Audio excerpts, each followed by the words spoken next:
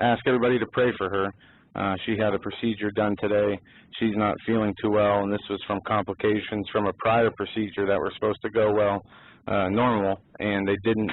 But she is okay. She's just not great right now, and she would really appreciate your prayers. So please pray for Angie that she has a speedy recovery, and I will let you know tomorrow if there, and hopefully there will be an improvement.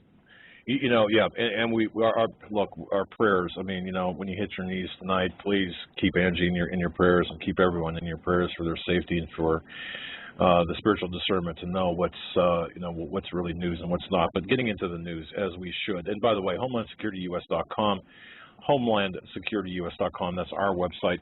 If you go there, I've got an article today, and also CanadaFreePress.com. Both great for show prep and all this to know what's really going on. But did you? We didn't really get a lot of time to do show prep. I mean, we got together some stories, but we never made an outline of what we were going to cover and which story we're going to cover first. Did you want to get into the Obama stuff? Yeah, I want to start with this article, in which I just find very humorous. Hannity promotes gut instinct theory. Obama was a foreign exchange student at Columbia. Yes.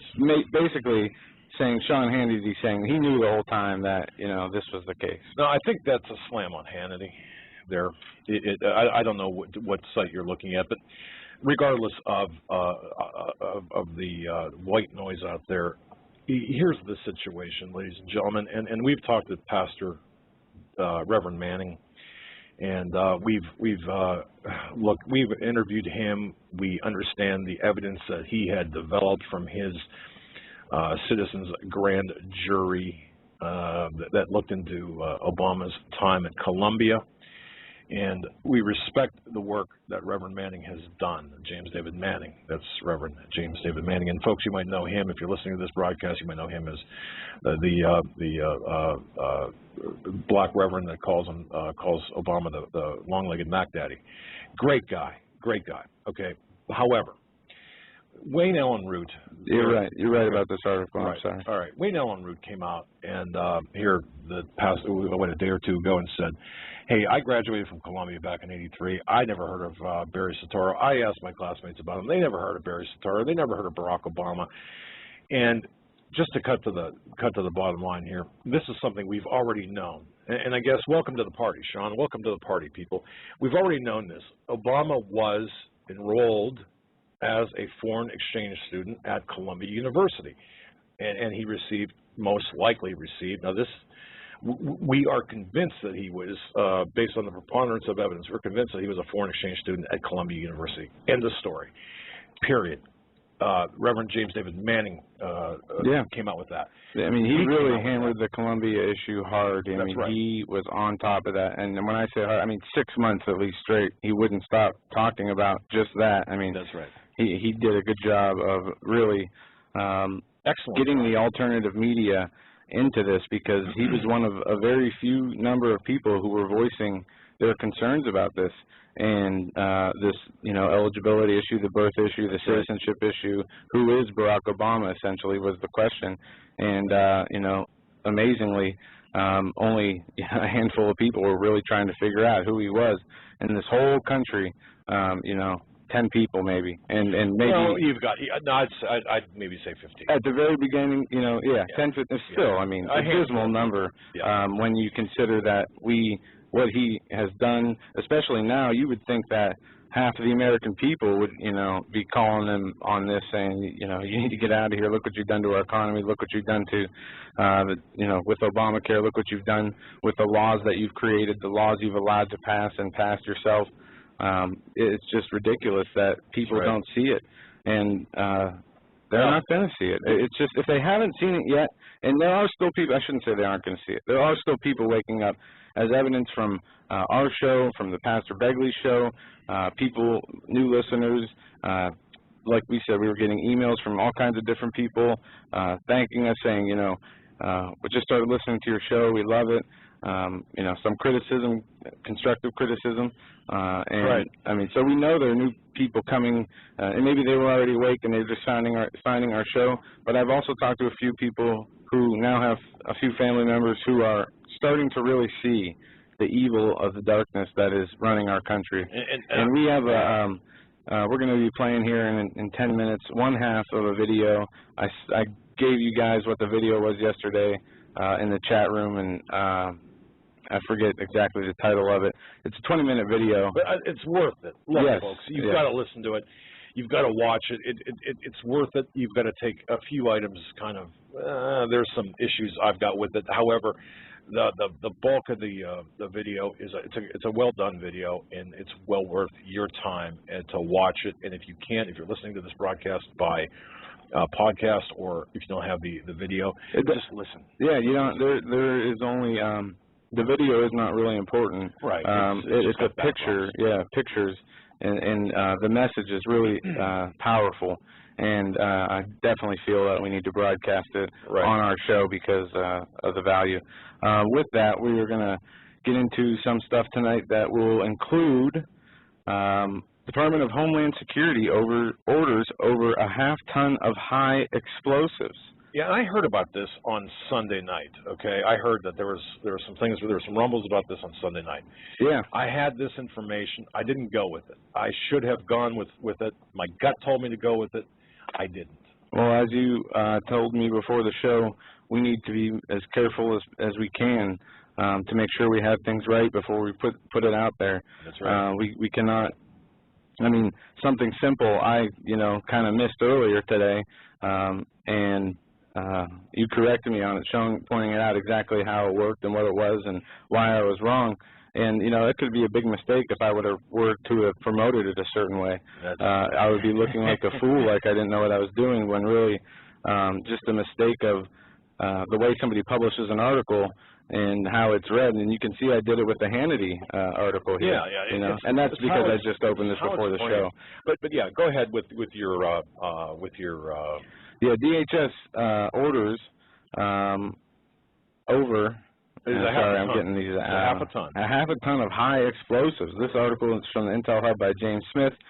A solicitation placed today at the government marketplace shows that the Department of Homeland Security, via the TSA, has requested 700 pounds of high-density ammunition nitrate and 700 pounds of A-5 flake RDX, with a delivery date by August 31st, 2012, so in about 3 weeks from now. I believe that it was issued on July 31st, the order came in. And it says that is less than 4 days before the start of the Democratic National Convention, and it goes on to ask, why would the DHS TSA order such material from their statement of work, name of requisitioning officer, National K9 Program, K9 Explosive Section, Section 2 Purpose, Scopes of the Product, Service, or Outcome. The CES requires the 700 pounds of ammonium nitrate and A5 flake RDX to provide K9 explosive training aid. Now stop right there, because I'm going to tell you something. Okay, we're going to get into this because it's important to not break the flow of this. If you don't need 700 pounds, there's no to conduct K9 training, and I've been with Department of Justice officials who have back in the 90s who have conducted K9 training. There's no need. Need for that. That is not the right. That's not the correct reason. Well, listen to this. It says it goes on to say this. The problem is very clear, as stated the ATF Law Enforcement Guide to Explosives Incident Reporting document. In order to detonate ammonium nitrate, the use of a booster is required. And that's commercially, is the RDX are used as a booster, while the military will often use TNT as the booster. Okay. Instead of using poor quality analog, aka hamburger, for ammunition nitrate to train dogs, they are requesting high density or Kobe beef of ammunition, AN. And in order detonation, the AN RDX is used. And it goes on to say that to put that amount of explosives into perspective, Timothy McVeigh used 5,000 pounds of an AN and motor racing fuel. RDX has a much greater explosive capacity than racing fuel, and McVeigh was a party to mass murder and destruction that would be on par with these materials being detonated. So what are they buying them for, unless they have a couple platoons of dogs that they just enlisted. You don't even practice. See, that's the thing. You don't even use this stuff for explosives detection. You use minimal amounts when you do it. You don't even have to enough use for the scent. They've got, okay, it would be like marijuana. They've got, you don't order, let's just put it in perspective. If you're training a drug dog, you don't order 700 pounds of marijuana, even across the United States. Right, that's a good point. There is synthetic compounds to be used. Now, if they want to use this for canine training, I understand that, fine, but not 700 pounds. Now, I mean, I guess, what are you going to do? Is that going to be, you know, for the next 25 years of dogs? No, no. Yeah. So this, the premise of this is incorrect. People have to see through this and not rely on what they're saying. And this, it's just not right. The most important, probably, statement of this article: the DHS is requesting both components of a binary explosive compound to be delivered to a government facility in downtown Atlantic City, New Jersey. And the reason it doesn't matter where they deliver it, though. No, I know, but it's about they're requesting them both coming together. You know, they're not. Okay, yeah, it's like the dog cap and the compound together. Yeah. If a dog needed only 1 ounce of each material in order to be trained and tested, there is enough material for 1,100 dogs at the same time. And that's, again, but the whole premise is wrong, and people have to understand that. Look, again, I've been involved with the canine training programs at the Department of Justice, and I'm going to tell you right now, that is not how things worked, at least back in the 90s, late 90s. That's not how things worked. And I'm going to get back into this article because I got a lot to say about this, along with the list of things the Department of Homeland Security has been doing to gear up, create, you know, I mean, look at the trucks they have in Wisconsin, the military trucks, and what they're doing all over the country with the militarization of police, the checkpoints, illegal checkpoints, the TSA, et cetera, that expanding. Next, I want to hit this real quick before we go to this first part of the video. Louisiana charter school forces girls to take pregnancy tests. Over my dead body, if that was my daughter, but go on. And before I get into this, actually, it says this from Monroe, Louisiana, and L.A. That reminds me, there have been earthquakes in Los Angeles over the last 24 hours. Well, really, the last 24 hours almost, probably 18 hours. And we have some listeners from L.A. who are talking about, you know, what they've experienced. And I've heard some things from non-listeners that the earthquakes seemed different.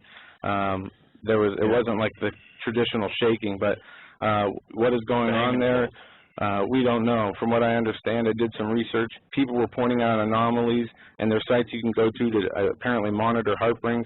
People were pointing out anomalies in the heartbrings around Los Angeles, you know, hours before the earthquake, saying there's going to be an earthquake here. And then it actually happened, and it continues to happen. But I want to make sure everybody's safe, you know, our listenership that's out there in that part of the country. And let's get back on point. If you guys want to call in and talk about that, definitely feel free to do so. Yeah, Louisiana Charter School forces girls to take pregnancy tests. The American Civil Liberties Union of Louisiana threatened Tuesday to sue a northeastern Louisiana charter school if it does not change rules that keep pregnant students out of the classroom and require girls under suspicion of being pregnant to be tested. Now think about this. Yes, think about this. Okay, they're going to have, if you're pregnant, say you're, you know, what, a month pregnant, they're going to take you out of school. And probably the way the school system works, you know, they're going to punish you for not being in school. This is a family planning issue. This exactly. Is exactly where it's headed. They're going to be promoting the well, look, have an abortion. You know, you're too young. You have your whole life ahead of you. You could get back right into school. You don't have to wait the 9 months. You won't fall behind a year. You won't. You know what I mean? This is actually the advancement of the global family destruction plan is more like it. And it's disgusting to hear Bill Gates and Melinda Gates talk about how they are helping women's reproductive health services and helping family planning. And you know, Bill Gates was on a show, or Melinda Gates was on the Colbert Report a couple weeks ago, where she said, I forget how it was quoted, but basically, yes, it's eugenics, but we're rebranding it under a new name, and it's going to be humanitarian, and we really don't want to just kill you. We just want to stop you from living. No, that's not the exact quote, but similar to it. You could paraphrase it any way you want. It's still murder, and it's state-sanctioned murder under the guise of family planning. We also have news about France preparing for war in the Middle East. French citizens are given evacuation plans. We've got U.S. Marines now in the Negev Desert. We've got Ken Bernanke says student loans won't cause crisis. We're going to get into that. A student crisis bubble coming up. Over 100 million now receiving federal welfare in the United States of America. That's almost 1/3 of our population. Okay. Exactly. I mean, and we've got urban. I just want to go back to this. I did want to mention this because somebody had asked me about this. We do have our soldiers being trained by Israeli Mossad and Israeli IDF forces in Israel for urban attacks. Okay. So, why? Okay, why? Why are they doing? Because we don't do that in Afghanistan or Iraq. They're preparing for something here domestically. We've got to understand that. We've got to get the word out. The Intel Hub had a kind of a compilation of things, stories, headlines, basically that we're preparing for martial law, and all of this information is not new or should not be new. Hopefully, we will have a source calling in connected to the military about this in tonight's program.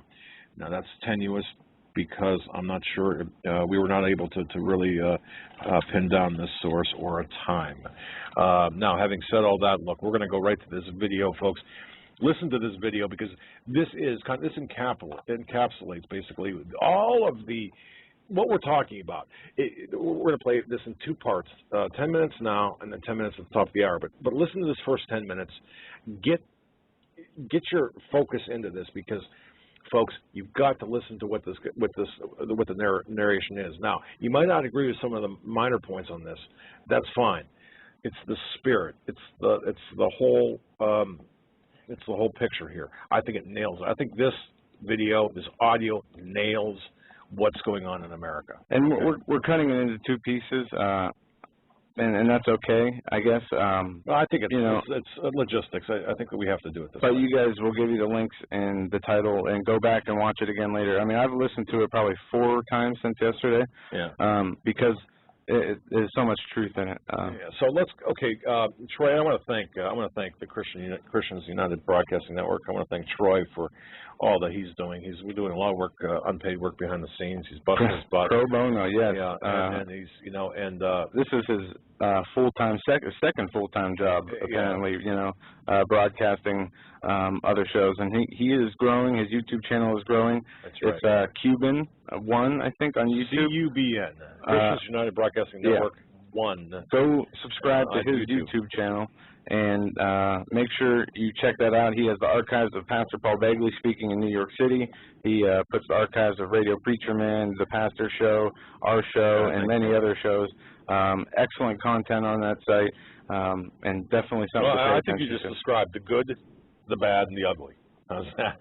No, I'm just kidding. But okay, folks, we're going to cut to this video. Who's the bad and who's the ugly? Well, we're the ugly and probably the bad too. But in terms of quality, no, never mind. So we're going to cut to this video. Go ahead, Troy, at your leisure. It's going to take the full screen. We're going to go full screen on the video. Yeah, we do show prep. We're going to see. Yeah, well, no, we got a couple of things, and we're going to see you back in 10 minutes. Take a listen.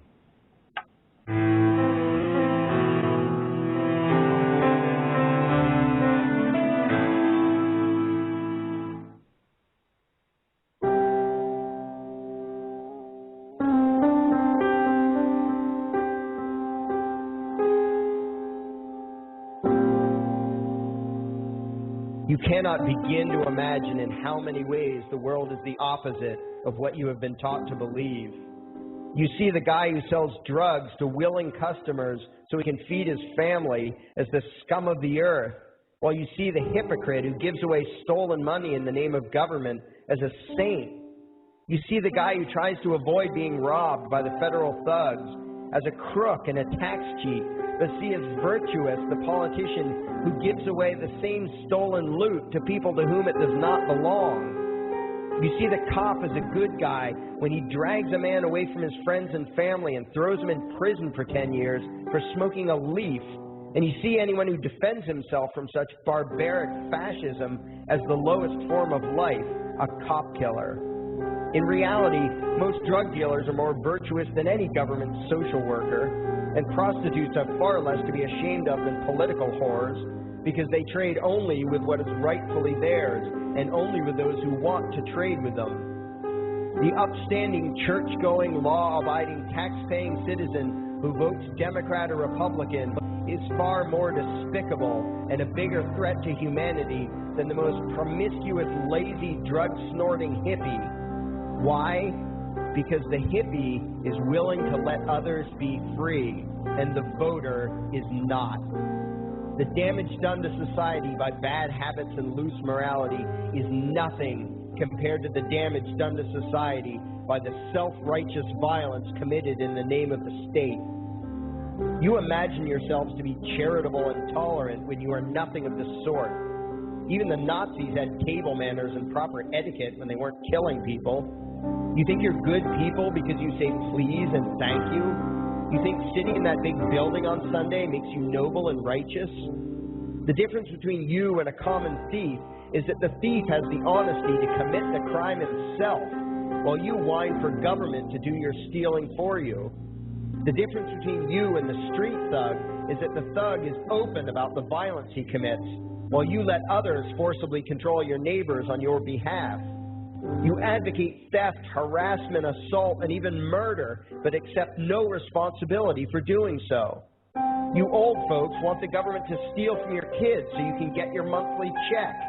You parents want all your neighbors to be robbed to pay for your kids' schooling. You all vote for whichever crook promises to steal money from other people to pay for what you want. You demand that those people who engage in behaviors you don't approve of be dragged off and locked up, but feel no guilt for the countless lives your whims have destroyed. You even call the government thugs your representatives, and yet you never take responsibility for the evil they commit. You proudly support the troops as they kill whomever the liars in D.C. tell them to kill, and you feel good about it. You call yourselves Christians or Jews or claim to follow some other religion, but the truth is what you call your religion is empty window dressing. What you truly worship, the God you really bow to, what you really believe in is the state. Thou shalt not steal, thou shalt not murder, unless you can do it by way of government. Then it's just fine, isn't it? If you call it taxation and war, it stops being a sin, right? After all, it was only your God that said you shouldn't steal and murder, but the state said it was okay. It's pretty obvious which one outranks the other in your minds. Despite all the churches, synagogues, and mosques we see around us, this nation has one God and only one God, and that God is called government. Jesus taught nonviolence and told you to love your neighbor, but the state encourages you to vote for people who will use the violence of government to butt into every aspect of everyone else's life. Which do you believe? To those about to stone a woman who had committed adultery, Jesus said, "Let him who is without sin cast the first stone." But the state says it's perfectly fine to lock someone up if they do something you find distasteful, such as prostitution. Which do you believe? The Christian God says, "Thou shalt not covet," but coveting is the lifeblood of the beast that is the state. You are taught to resent, despise, and hate anyone who has anything you don't have. You clamor for the state to tear other people down, steal their property, and give it to you. And you call that fairness. The Bible calls it coveting and stealing. You are not Christians. You are not Jews. You are not Muslims. And you certainly aren't atheists. You all have the same God, and its name is government. You're all members of the most evil, insane, destructive cult in history. If there ever was a devil, the state is it. And you worship it with all your heart and soul. You pray to it to solve every problem, to satisfy all your needs, to smite your enemies, and to shower its blessings upon you. You worship what Nietzsche called the coldest of all cold monsters, and you hate those of us who don't. To you, the greatest sin is disobeying your God, breaking the law, you call it.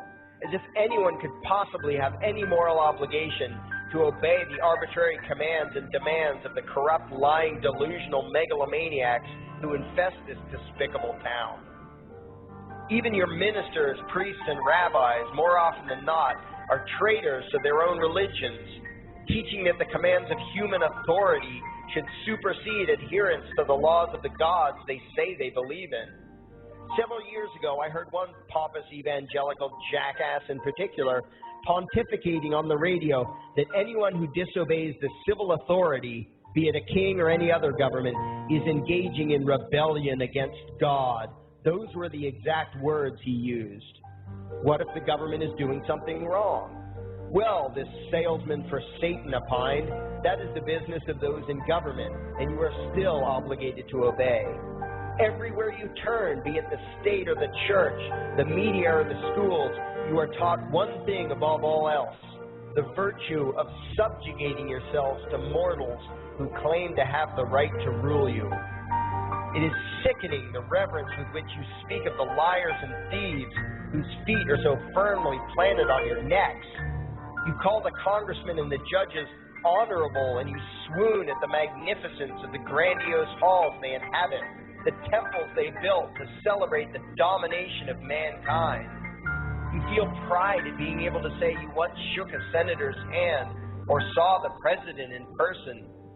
Ah, yes, the grand deity himself, His Royal Highness, the President of the United States of America. You speak the title as if you're referring to God Almighty. The vocabulary has changed a bit, but your mindset is no different from that of the groveling peasants of old who bowed low, faces in the dirt, with a feeling of unworthiness and humility when in the presence of whatever narcissist had declared himself to be their rightful lord and master. The truth of the matter, back then and today, is that these parasites who men and women, they are not honorable, they're not even average. The people who earn an honest living, from sophisticated millionaire entrepreneurs to illiterate day laborers doing the most menial tasks you can imagine, those people deserve your respect. Those people you should treat with courtesy and civility. But the frauds who claim the right to rule you and demand your subservience and obedience, they deserve only your scorn and contempt. Those who seek so-called high office are the lowest of the low. They may dress better, have larger vocabularies, and do a better job of planning out and executing their schemes, but they are no better than pickpockets, muggers, and carjackers. In fact, they are worse, because they don't want to rob you of just your possessions. They want to rob you of your very humanity, deprive you of your free will, by slowly leeching away your ability to think, to judge, to act, reducing you to slaves in both body and mind. And still you persist in calling them leaders. Leaders? Where is it that you think you're going exactly that would require you to have a leader? If you just live your own life and mind your own damn business, exercising your own talents, pursuing your own dreams, striving to be what you believe you should be, what possible use would you have for a leader? Do you ever actually think about the words that you hear, the words that you repeat? You parrot oxymoronic terms such as the leader of the free world. All right, Troy. All right, let's break right there. Yeah, that is a video. I don't want to, well, wait, we don't want to talk over. Okay, there we go. We're back. All right. No, I just wanted to, I posted a link in the chat room. It's called The Complete and Undeniable Truth by Larkin Rose on YouTube. We're going to play the second half after the top of the hour break, and it is important, and this is why we're playing it. I know, people can watch YouTube videos any time of the day, but the content and the message in this video was, so, touching to me. I found it very powerful, and it spoke to my heart, so I wanted to make sure we played it on air so you guys had the opportunity.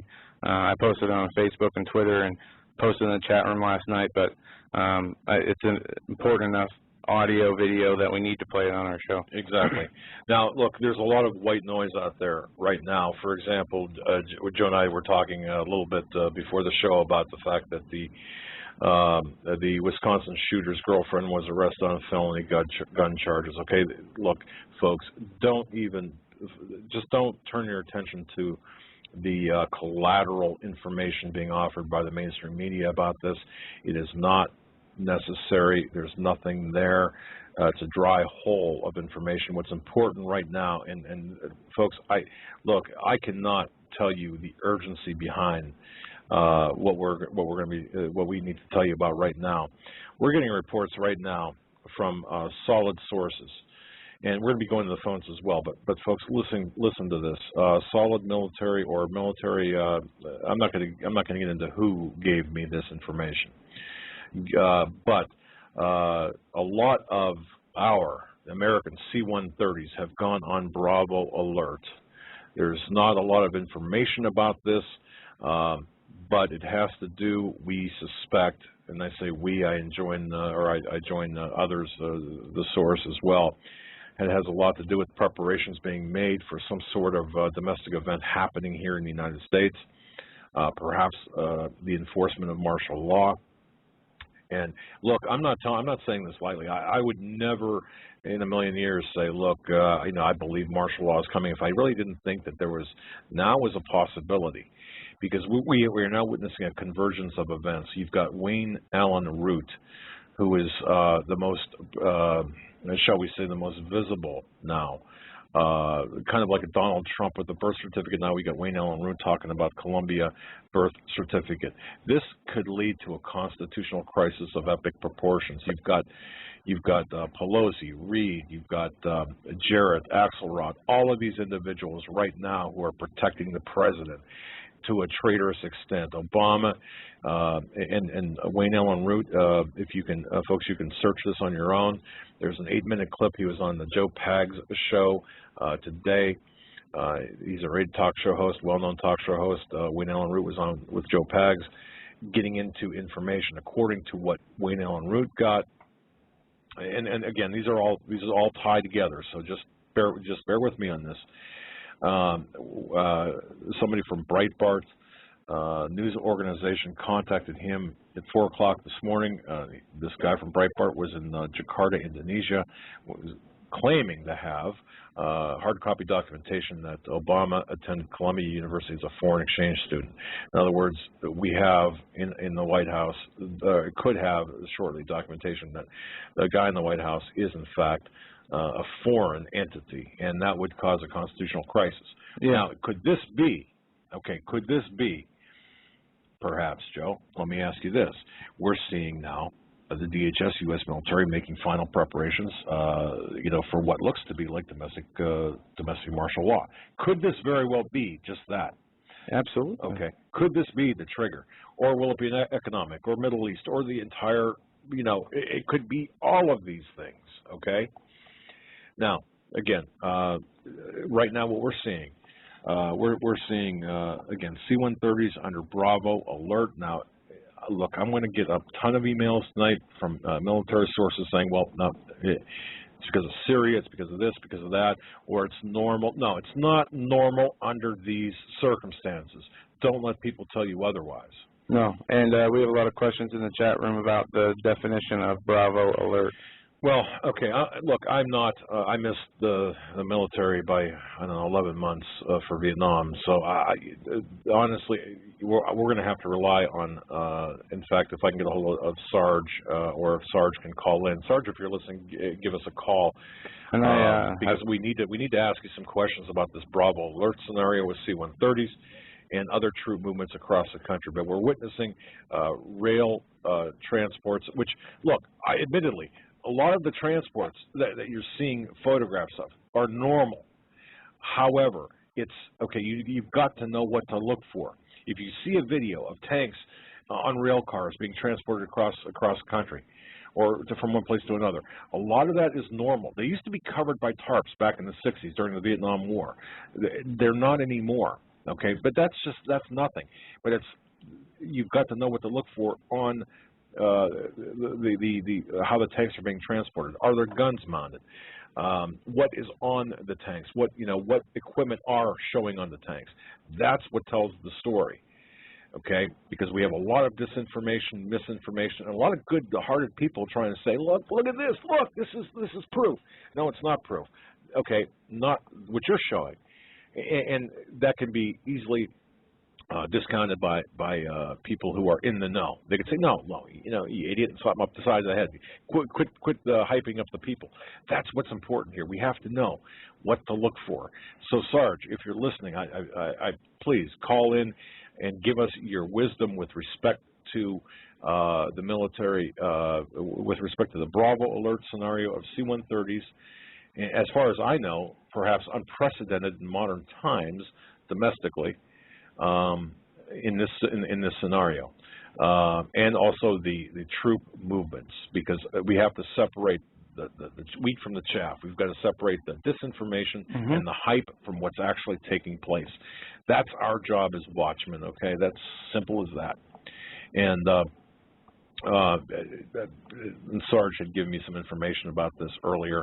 I think it was yesterday, basically saying, well, now what I'm seeing here, and here, meaning different parts of the world, this is what we should be concerned about. And the fact of the matter is, there is absolutely no reason for the United States military to be practicing urban exercises in cities across the country, except to condition the populace. And they're not just practicing; they are enforcing the law. Like they say in Wisconsin they're doing drills, but they are being the police. Yes, they have been given, or I don't know if they've been given, but they are utilizing police powers in Wisconsin, and that's an important distinction, ladies and gentlemen. When you've got a group of military practicing in an urban setting, that is a closed. That should be. Well, it shouldn't happen.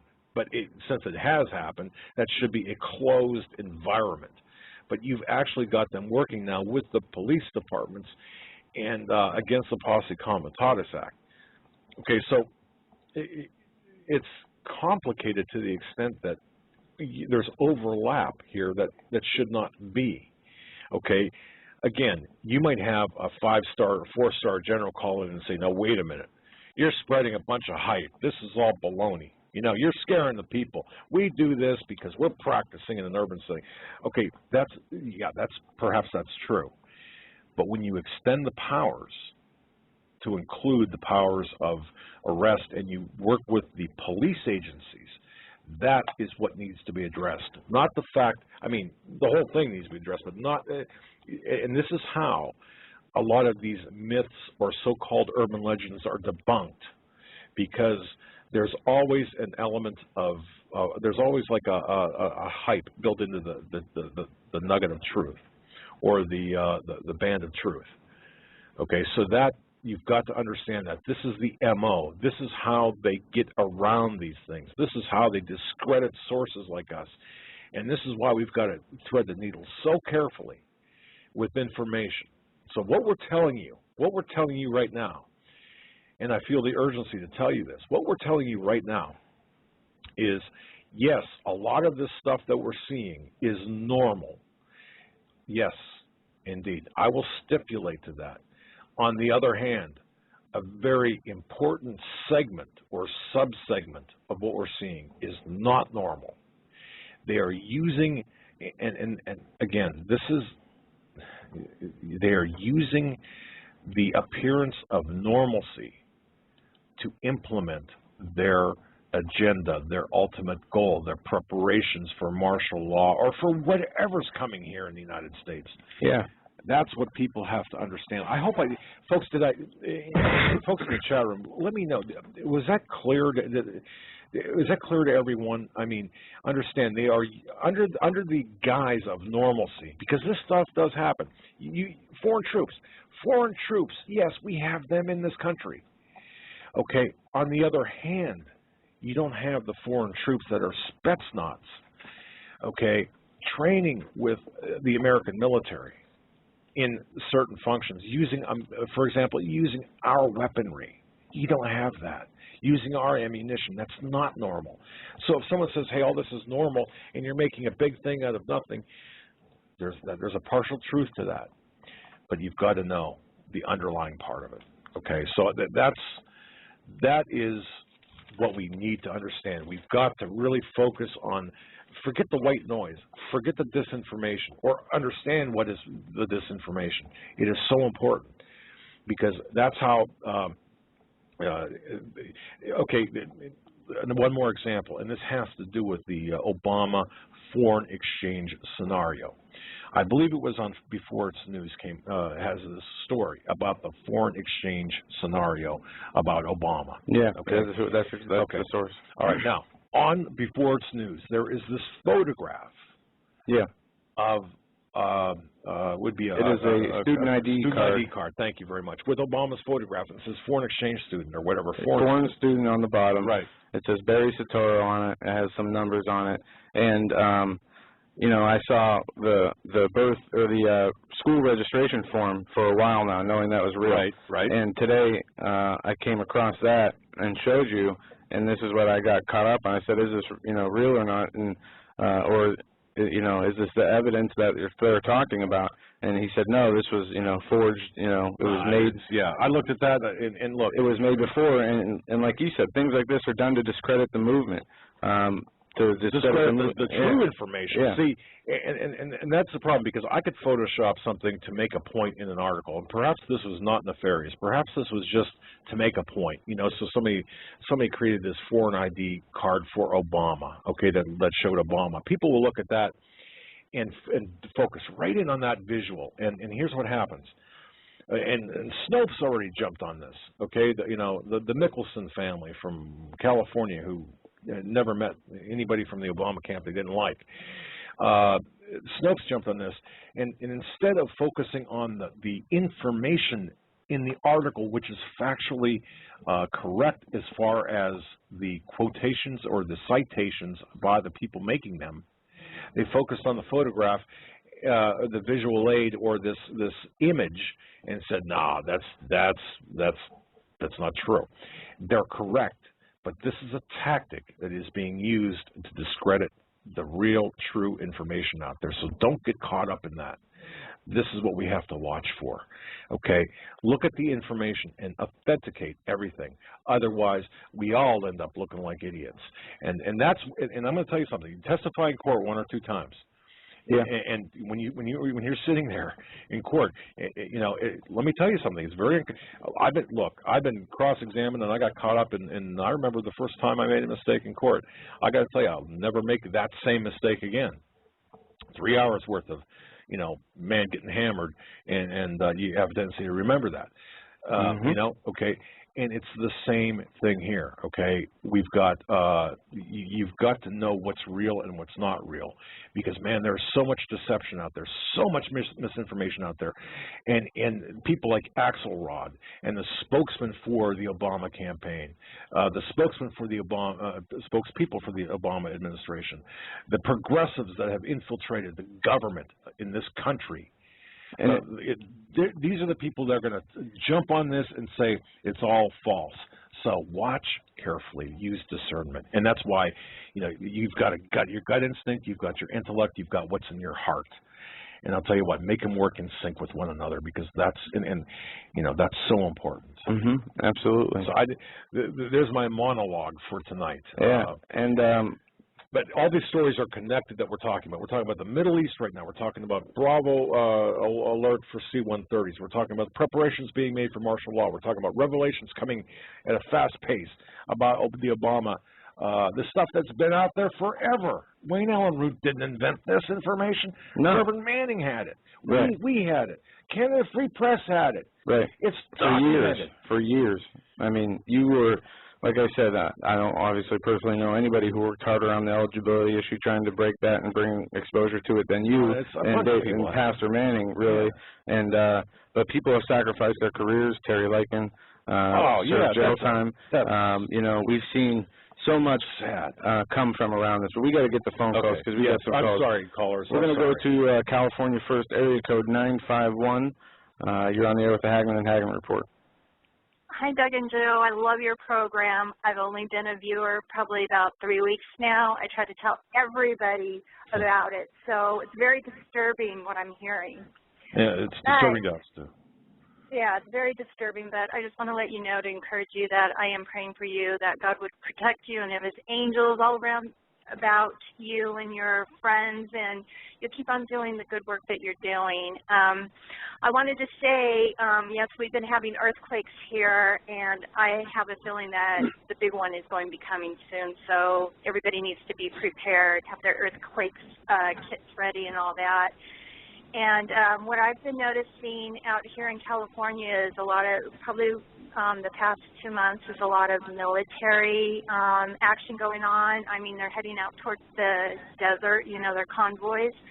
And I've been noticing a lot of that, and then I live pretty close to March Air Force Base, and I noticed a lot of plane activity and all that. So anyway, I just wanted to say that, you know, it's really frightening times we're living in, but like in Romans 8, God promises that he will never, nothing can separate us from the love of God. Famine, peril, sword, tribulation, nothing can separate us. And he also gave me a verse in John 14, 1-3, that, you know, don't let your hearts be troubled, because you believe in God, believe in me also. In my Father's house are many mansions. And if it was not so, I would not tell you. If I go and prepare a place for you, I will come again and receive you into myself, so that where I am, there you may be also. So we know Jesus' return is near. We know that the United States can't be a world power anymore. This is all, you know, biblical and, you know, what's supposed to happen for the United States. But we have to put our faith in God and our trust in God.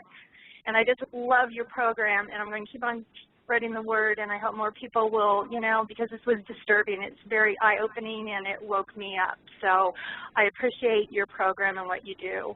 Oh, well, God bless you, and thank you so much for calling. And I'll tell you, you know, I get kind of choked up listening to that, because, you know, look, John, the John passage that you isn't it funny, because the John passage that you mentioned, John 14, 3. I happened to read that this morning, and I don't. And this was not. And I don't know. This was after re-listening to the Steve Quayle program. Who Steve said, "Look, in fact, we talked about this too today with Steve. He said, read the chapter of John first in the first 4 Gospels." And I thought, okay, I'll do that. And I don't know why. Sometimes I just jump around, and that's the passage I read this morning, chapter 14, John 14. So that's it's kind of interesting that you would call with that. You know what I think it is? I think it's the Lord confirming. He just wants to confirm his word through, you know, a lot of people, that if he gives it to one person, he'll give it to you, and then the next person. That just tells us that, you know what, we're all in the same spirit and agreement, I think. You're exactly right. I get confirmations on different spiritual things daily with talking to listeners and through other ways. I mean, it's like it's small miracles, whether it's reading the same passages in the Bible and then, you know, contacting your friends and talking about it, you didn't talk about it before and you were at the same place, you know, the same thoughts. You get those confirmations. They do come, and it is the Lord's voice letting you know that you are, you know, on the right track. You're doing what you need to be doing, and what you're looking into is, you know, of merit. Hey, yeah, caller, thank you so much for that, and for your endorsement of our work, of our ministry. I hesitate to call it a ministry, because we're not, you know, but just trying to get the word out, the information, you know, wrapped in the or through the prism of the biblical divine element there. You know, we want to do both. And getting these calls that are so uplifting and letting us know we are making a difference makes all the difference to us, and that's why we're doing what we're doing, and we can't thank you enough for that. Yes. Is there anything else you'd like to say? No, that's it. I just want to say thank you, and God bless you. Have a good evening. God bless you too. Thank you so much for calling, and what a great extended family we have. What a great call. Yeah. Well, let's keep on with the calls, because I don't want to get these people backed up. I believe that's Sarge. Okay. Let's go here and see if we got the old Sarge on the line. Hey, Sarge, my friend, are you there? Sarge. I could be wrong. Is this not my friend? 412. Hold on. It switched on me. Oh, sorry about that. There we go. Hey, Sarge, are you there? I'm here. All right. Talk to me. Talk to me. We got C-130s in this country on Bravo Alert. What's going on here, my friend? I don't exactly know what that means. I'm not an Air Force guy. The thing that by the way, if you're going to do a monologue, I think you should do the Amazing Karnak along with it. But why is that? Well, it's nostalgia. Carson did the Amazing Karnak. Remember? I know. Well, what caught me was the very poor videography of that those armored vehicles being moved on a rail car somewhere in California. And I dropped you kind of a lengthy note. But what got me was they're not going to a repair facility because they aren't repaired in the same place. They're completely different systems. I mean, one is a main battle tank, one is an armored personnel carrier. Now, the guy did not do a close-up, but it appeared that the Bushmaster main gun on the Bradley was mounted and depressed so as not to damage it. Now, when those guns go in for maintenance, I think I told, or when those tanks go in for APCs go in for maintenance, the guns are removed and put in the arms room. They're assigned out to the unit, and they don't want to take a chance of have one of them turn up missing. Right.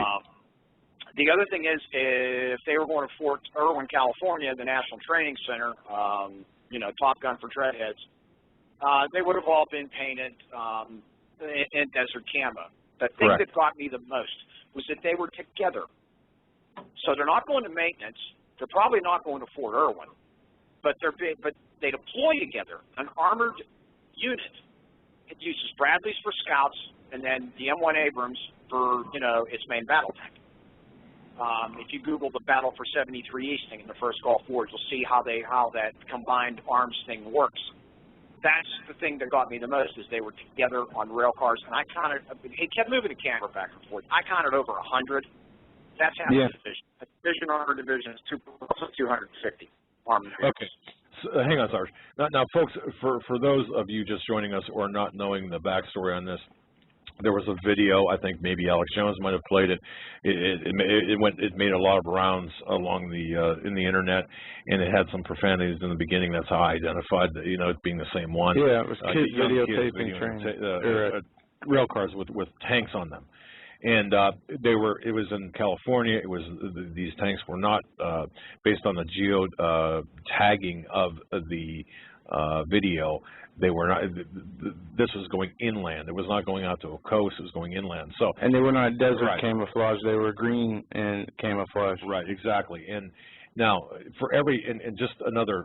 Hold on, Sarge. Just another for another background for ladies and gentlemen. For every, we'll say 10. Videos, photographs, bits of information I send to Sarge for vetting. He sends back, hey, you know what? This is normal. This this is not what it's purported to be. This is, because he's got an extensive military background and the current context to go with that. So this is how I, one of many ways in how we vet the information. But this last one, he said, wait a minute. And of course, you just heard his response. The fact that they had their gun. Now that's a big thing, right? The fact that they had their guns attached. I mean, that's big. The Abrams would not have its gun taken off because it's too heavy and too hard to put it back into the turret and its glacis plates. But the Bushmaster cannon that's on a Bradley is light enough that 2-3 men can take the thing off and put it in an arms room. Okay. You're not going to take the main gun off an Abrams and steal it. So they're not worried about that as much. They lock the hatches up so you can't get in, and then they obviously go to some places in a secure area, but they're not taken to the same maintenance. Now, those Bradleys have to have their engines rebuilt, their systems upgraded. I mean, every so often, so does the Abrams. You can pull a motor out of an Abrams in half an hour. That's how fast they come out. Yeah, they're real quick. They're real modular. All of them are. The Leopard, takes me half an hour to find the oil in my car. I mean, okay. You're easier in the car. Far easier. You can rip a motor out of one of those things, and they're meant to be. They're meant to be. The ease of maintenance. Okay. It just some of the stuff I get sent. One guy sent me, look, the New World Order is coming. It was a World War II German half-track Hanamag on the back of a flatbed, and painted in World War II colors. So I wrote him back. I said, sorry, buddy, this is going to a museum or a high-end collector because people collect this. This looked different because they were just all together, and they're not going to maintenance, they're not going to Fort Irwin. Where are they going? And begs the question. Well, okay, now, Sarge, look, I tell you what, and folks, of all the, I trust a handful of people basically in terms of this type of information. This is a guy I trust because, like I said, for every 10 photographs, videos I might send to him, you know, I don't think he's ever said, hey, this is something to really look at, except for of late. Now, Sarge, what's your best guess of what's going on here? I mean, what Did you read the Washington Times this morning? I read a whole lot. I can't. That was posted. It was posted. Civil War 2016. It was about that paper that some military officers apparently authored about. Yes. You know, they're going to Tea Party terrorists or Tea Party uprising in South Carolina. That was the scenario for the using of you know, the U.S. military on. And if I'm not wrong, Posse Comitatus got repealed. I think I read that somewhere. Yes, if not outright, it was. I mean, it was. I see conflicting reports on that, and I think 2007 or 2008. They did some policy change there, where that's, you know. And the other thing is that the state governors don't have control of their National Guards anymore. They're basically federalized, and you know they can, unless they would, you know, choose to tell their guys to stay, you know, not deployed, don't show up at the Reserve or Guard Center. The other thing you have to look at with any of these movements is.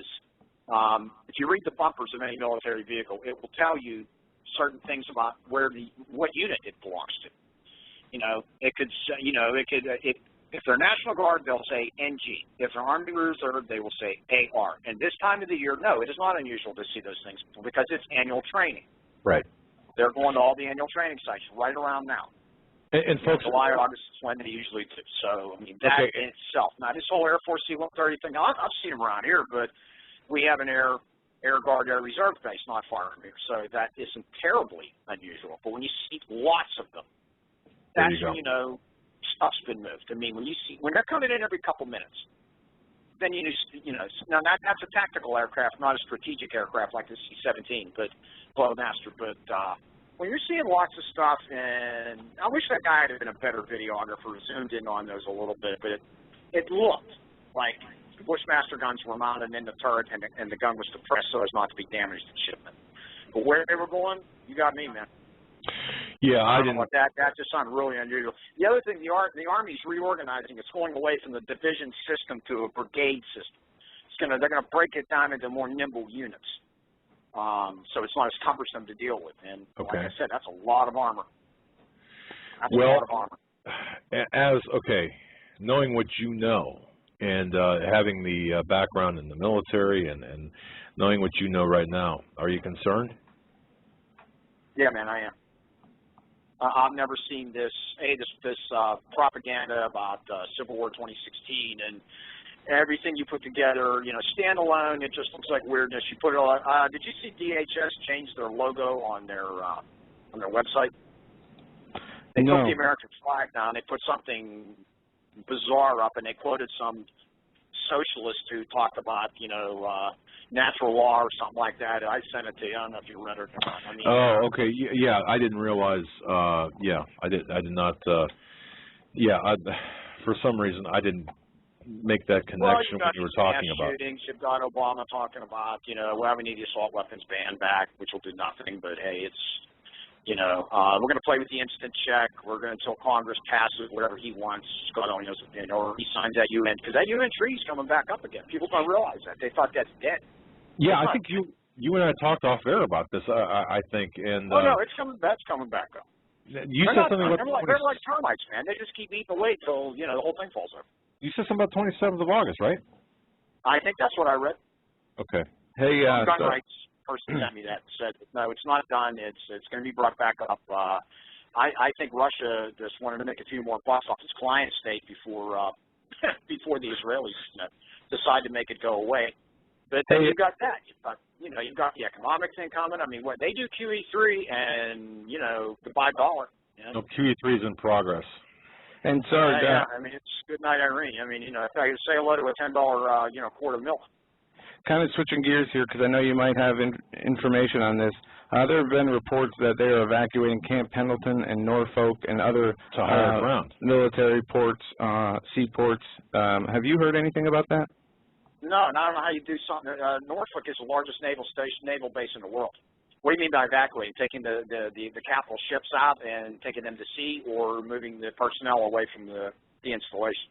From what I heard, they're taking ships out of dry dock and moving assets and personnel to, I think, Kentucky. Yeah, from what people said and from where the source came from, it says that they were the term used was evacuating the bases, and they were given. I don't have an active duty post anywhere around here, but you got two large military army installations in Kentucky. You got Fort Campbell and you got Fort Knox, which is the Armor Center. Fort Campbell is where I believe that they were moving assets to, according to a report. This could be attributed to John Moore. I'm not sure. I haven't read that anywhere. I mean, I haven't, if you don't mind, it's pretty hard to move large groups of people without somebody noticing it. Okay. You either got to fly them, you got to put them on a rail car, you got to drive them, and large numbers of them would get noticed. I mean, yeah, it'd be nice to see a picture or some video. Right. Okay. Well, if you hear anything about this, please let us know, because I'll let you know. I haven't. We've heard reports about this, but we haven't really reported on it, only because everything that we've heard is secondhand or anecdotal at best, or so it's not. But well, I'll tell you what. So you've got So now you mentioned a 2016 scenario that some kind of paper that was authored for probably a war college postgraduate. Right. They do things like that. I mean, when you go to get like a master's degree or whatever, you go to the Command General Staff College at the Carlisle Barracks. You have to write a thesis, and it could have been something like that. I don't know. They didn't really They sourced it to some guy. I guess he's retired now, but I mean, it was really fanciful. With the Tea Parties are running him like what a bunch of old grannies get together and decide to stick people with knitting needles. I mean, it's just. Yeah, there's been no violence on the right. It's all on the left, and they keep trying to spin that into So they took over a town in South Carolina and closed I-95 or something like that. I mean, Darlington, South Carolina, and I got you. Okay. Is there anything else that, with respect to military troop movements, that has caught your eye here in the last several days? Yeah. Any chatter of anything important going on? Well, I'm going to a military reunion in about a week. I'm gonna talk up some of these guys. Some of them are still contractors, and have contacts and talk to people and just see, hey, what's going on. One guy in particular has a high-end shooting school, and a lot of people go through that. I'm just going to ask them, hey, what do you guys see? Because we're all collected at one point, and just going to, it's a good place to go, just start asking questions and go hang out and, see your friends, but see the guys that are still making money off of this. I mean, there's a lot of them. I mean, and I mean, there's a lot of money to be made, off of federal contracts, but where I haven't seen anything around here in hillbilly land where I live, but, I don't know, man. I mean, you put it all together, all the weirdness, something's going on. I don't know what it is, but along with you, I think an economic problem would be, probably a tripwire. Or if we go to, if Israel goes to war with the Iranians, I mean, they're not going to call Obama and ask permission. Yeah, you're right. They're not going to trust that he's going to tip them off. I mean, they're going to probably just go do it. I think who said that the other day? I think it was Rumsfeld.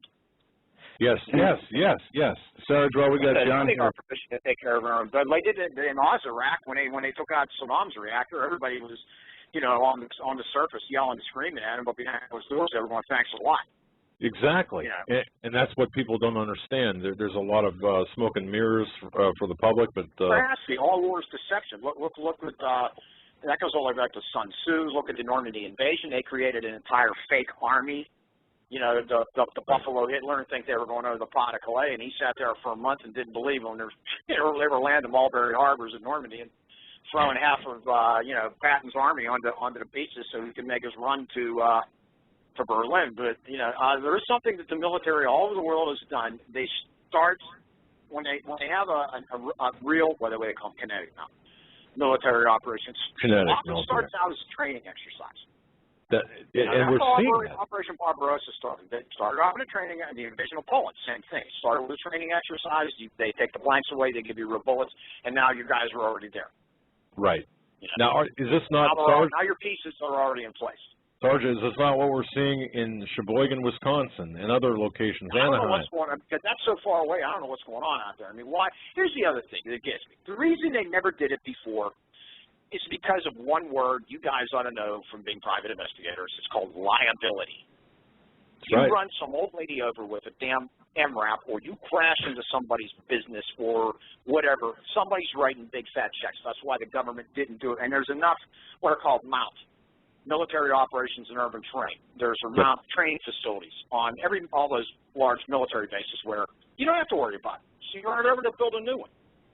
You don't injure some pain in the ass civilian. I mean, you know, that was the reason they never did it before, was there was too much problem with what if somebody gets hurt. Yeah, the surplus the Army line. wrote big checks to the Germans when that smashed one of their vehicles or whatever with deuce and a half. I mean, you know, it was. Look, man, I know the surplus lines business of insurance is not capable of covering the potential liability of troops in the street. Self-insured. Right. Exactly. You know, they don't have an insurance company. They just write checks. Right. And they did it before. I think let's get people used to seeing these guys, and it's all for your own good, and you know, it's for the children and all that. And I think this is more of let's get people used to seeing this, so they think it's normal, and then God forbid you wake up one morning and they're knocking on your door. You know.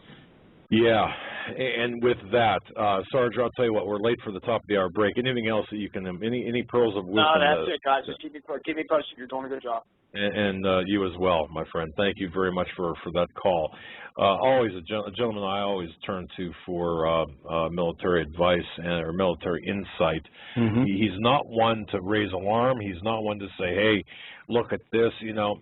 I mean, and folks, that's another thing, too. If you've got video cameras or cell phone cameras, look, I know it's difficult. Look, this is what we do for a living, and it's difficult for us with hidden covert cameras, okay? But if you can do this, if you do see military movements, if you do see, if you are in a position to videotape, whether it's vehicles, military vehicles. Safely, yes.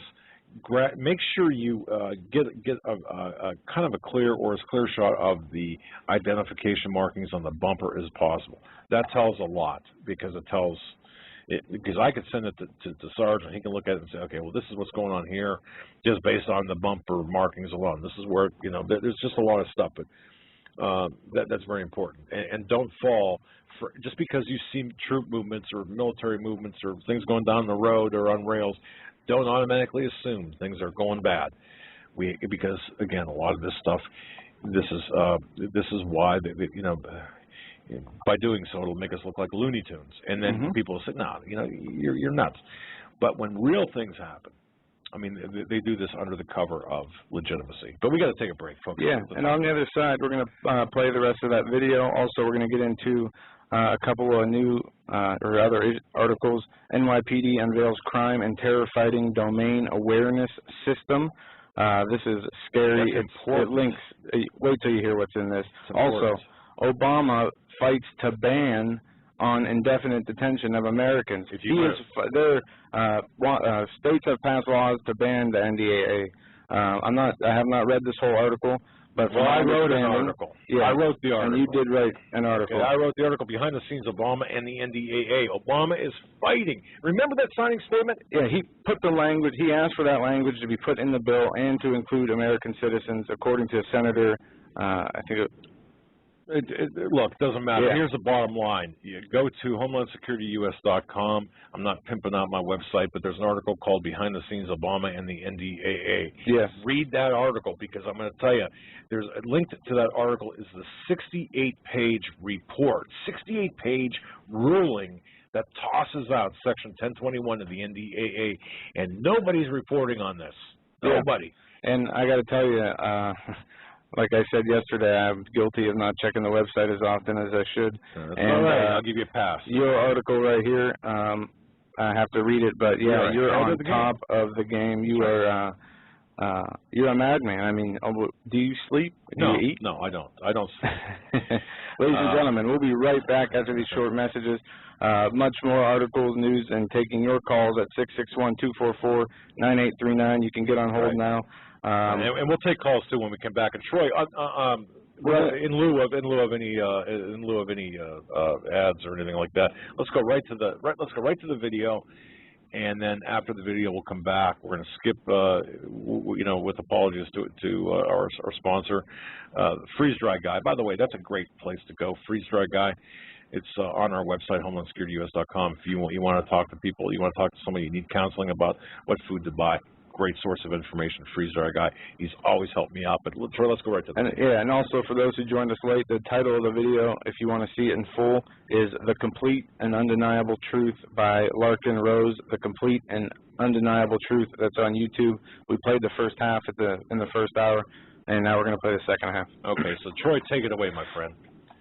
What an entire nation is undertaking together that would require a leader, why would you ever think, even for a moment, that the crooks that infest this town are the sort of people you should listen to or emulate or follow anywhere? Somewhere inside your mostly dormant brains, you know full well that politicians are all corrupt liars and thieves, opportunistic con men, exploiters, and fearmongers. You know all this, and yet you still speak as if you are the ones who are the stupid, vicious animals, while the politicians are the great, wise role models, teachers and leaders without whom civilization could not exist. You think these crooks are the ones who make civilization possible? What belief could be more absurd? Yet when they do their pseudo-religious rituals deciding how to control you this week, you still call it law and continue to treat their arbitrary demands as if they were moral decrees from the gods that no decent person would ever consider disobeying. You have become so thoroughly indoctrinated into the cult of state worship that you are truly shocked when the occasional sane person states the bleeding obvious. The mere fact that the political crooks wrote something down and declared their threats to be law does not mean that any human being anywhere has the slightest moral obligation to obey. Every moment of every day, in every location and every situation, you have a moral obligation to do what you deem to be right, not what some delusional bloated windbag says is legal. And that requires you to first determine right and wrong for yourself, a responsibility you spend much time and effort trying to dodge. You proclaim how proud you are to be law-abiding citizens and express your utter contempt for anyone who considers himself above your so-called laws. Laws that are nothing more than the selfish whims of tyrants and thieves. The word crime once meant an act harmful to another person. Now it means disobedience to any one of the myriad of arbitrary commands coming from a parasitical criminal class.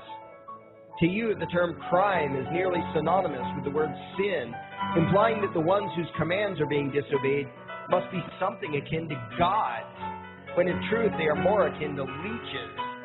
The very phrase, taking the law into your own hands, perfectly expresses what a sacrilege it is in your eyes for a mere human being to take upon himself the responsibility to judge right from wrong and to act accordingly instead of doing what you do, unthinkingly obeying whatever capricious commands this cesspool of maggots spews forth.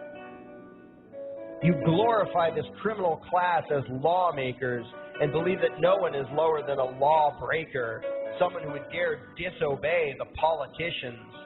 Likewise, you speak with pious reverence of law enforcers, those who forcibly impose the politicians' every whim upon the rest of us.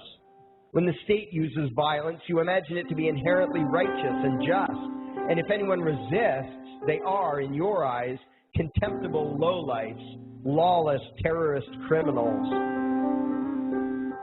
Like the lawless terrorist criminals who helped slaves escape the plantations. Like the lawless terrorist criminals who helped Jews escape the killing machine of the Third Reich. Like the lawless terrorist criminals who were crushed to death under the tanks of the Red Chinese government in Tiananmen Square. Like all the lawless terrorist criminals in history who had the courage to disobey the never-ending stream of tyrants and oppressors who have called their violence authority and law. And that includes the lawless terrorist criminals who founded this country. Everything you think you know is upside down, backwards, and inside out.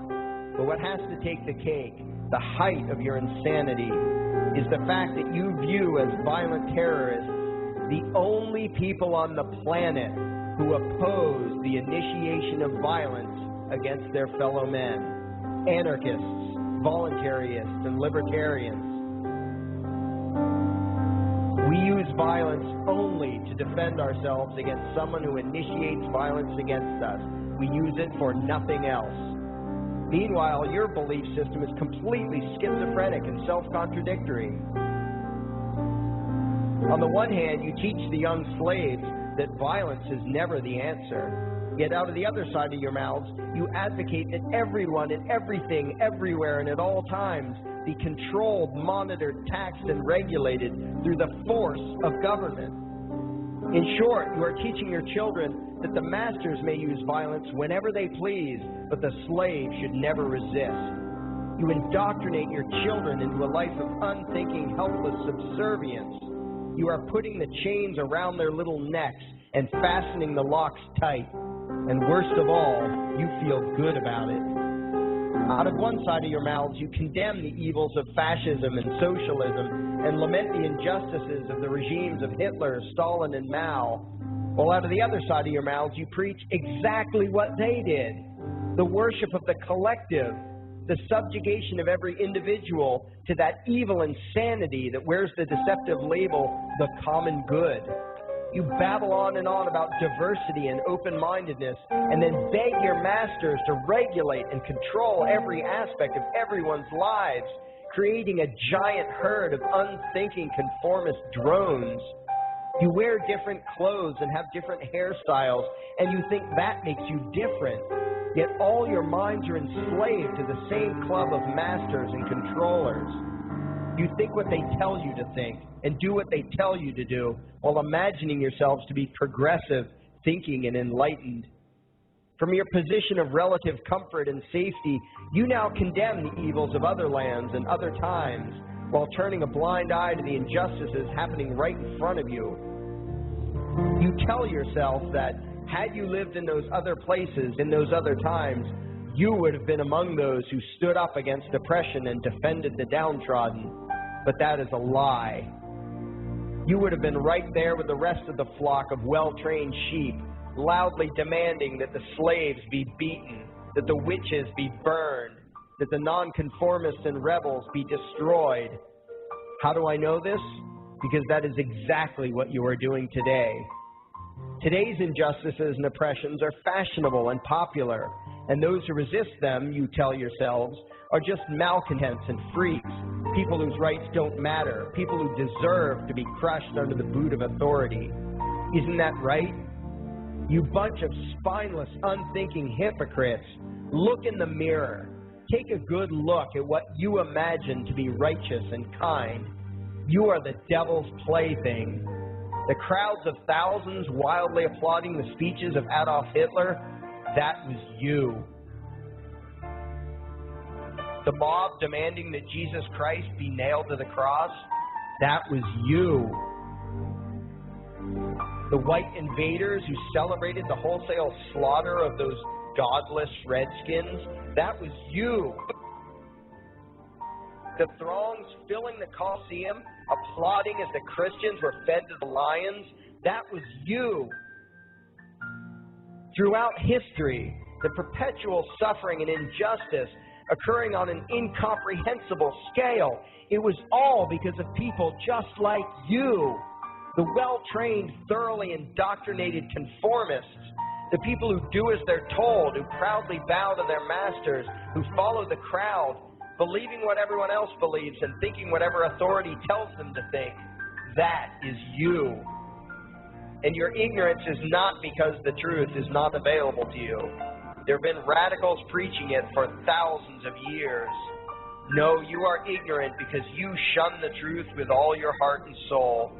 You close your eyes and run away when a hint of reality lands in front of you. You condemn as extremists and fringe kooks those who try to show you the chains you wear, because you don't want to be free. You don't even want to be human. Responsibility and reality scare the hell out of you, so you cling tightly to your own enslavement and lash out at any who seek to free you from it. When someone opens the door to your cage, you cower back in the corner and yell, "Close it, close it." Well, some of us are finished with trying to save you. We've wasted enough effort trying to convince you that you should be free.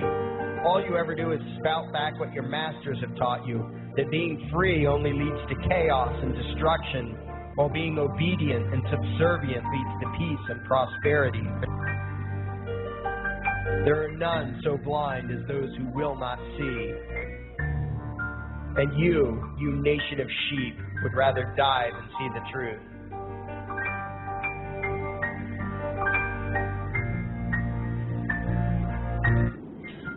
All right, folks, we're going to come back right now. That was a sobering assessment, I believe, Joe, of the state of affairs right now. And I know we've got callers that we need to get to, but go ahead. I mean, we could spend a whole show breaking down what this gentleman stated, because there's so much content in here.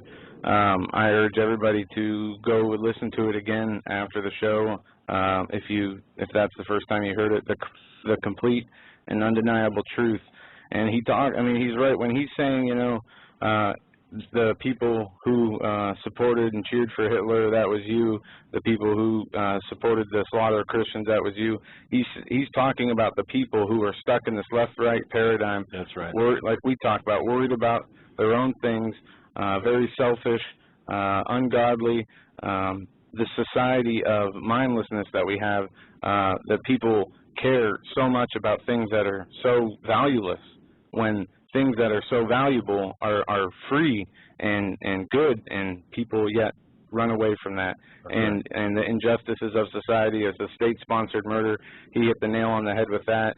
We are taught, as we should be taught, that violence is never the answer, only in defense of oneself after being attacked, or your life is in danger. Yet it is okay when the state commits violence, as they say. Yeah, and that's what he means when he says your God is government. Even the churchgoers, and he's talking about the people who aren't awake, the people who are stuck watching Fox News and MSNBC and sticking to the Democrat, Republican polls and stories like it's their life, like people who are addicted to sports and music, etc. He made a statement in there. He said that the moral degradation of society doesn't even compare to the damage done by the people who do nothing when things are when you should speak out against evil. And he's correct, because if the people speak out, the moral degradation slows down and stops. But that was right on the money.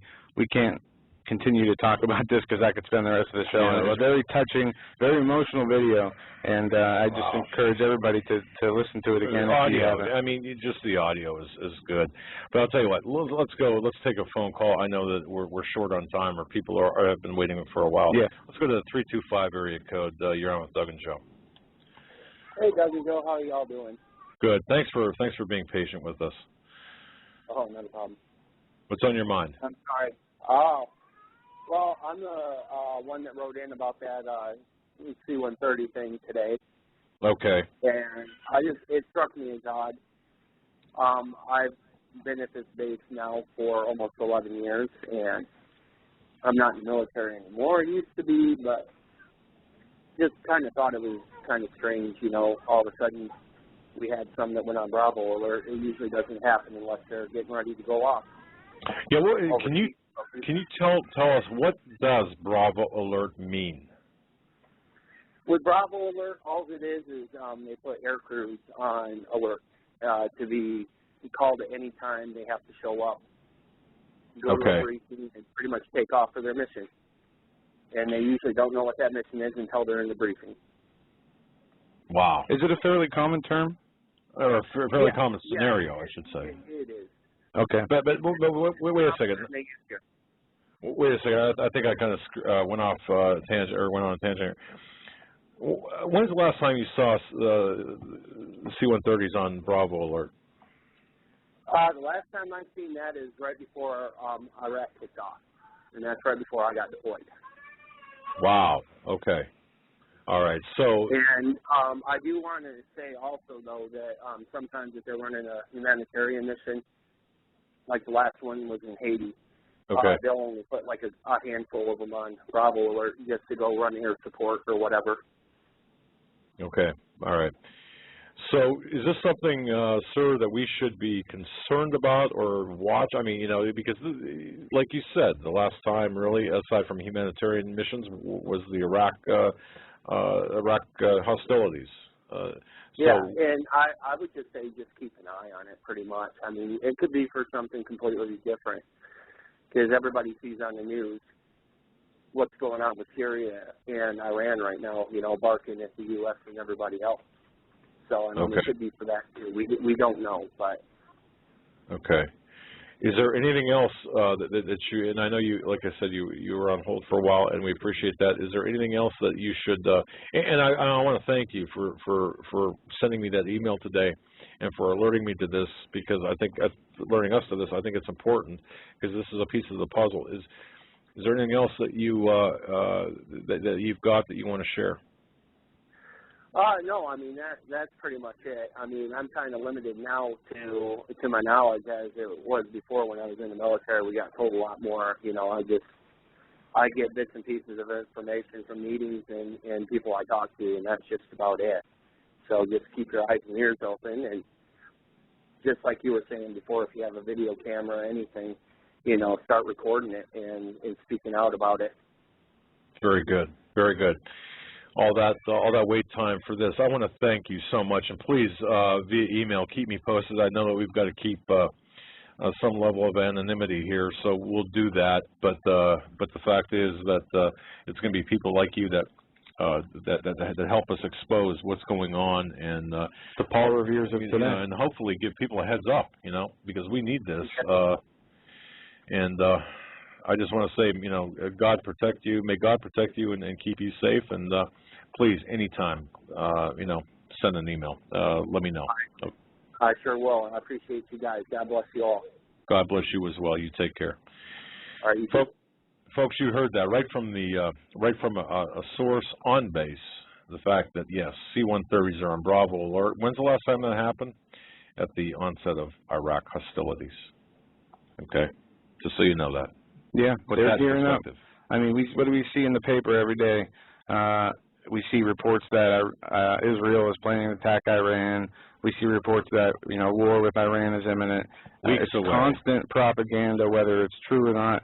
They are basically already implanting it into our minds that there will be war, there will be constant war, and now they're labeling who the war will be with next. So when it comes, you're not going to be surprised. You're going to say, "Oh yeah, you know, it's wipe out the whole area." You know, you get those smart remarks that people think they're funny by saying, we yet have no idea the ignorance and the harm, the true harm that what the United Nations is doing to people over in the Middle East, to their lives, to their families, all the innocent people that have been killed and affected by drone strikes by the Bush and Obama administration, and that's in the thousands, tens of thousands.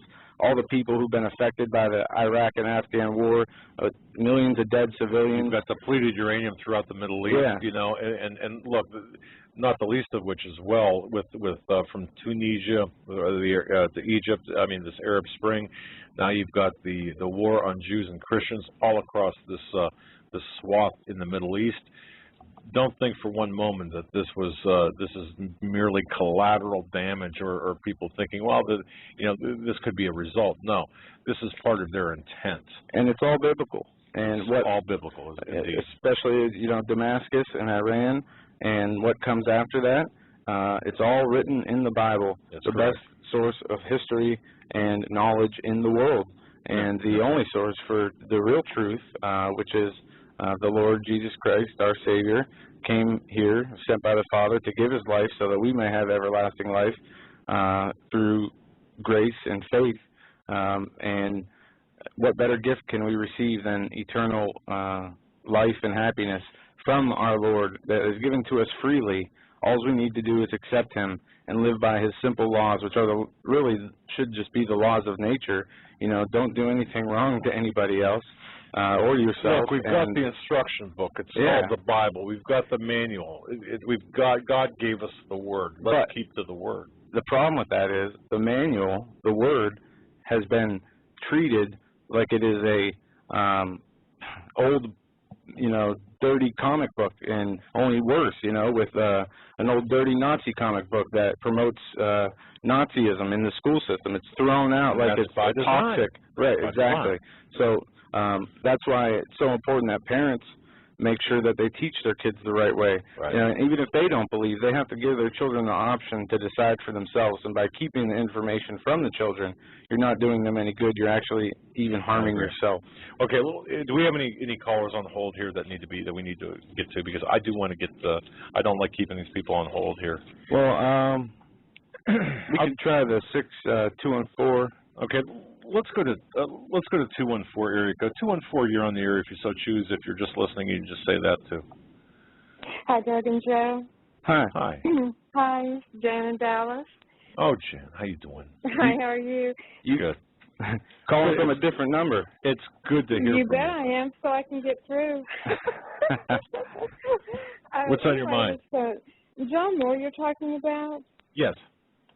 I heard him, and he talked like the cover for moving these movements to the ships and the tanks and the military was a cover of war with Syria, but he said they would not do it twice. That's right.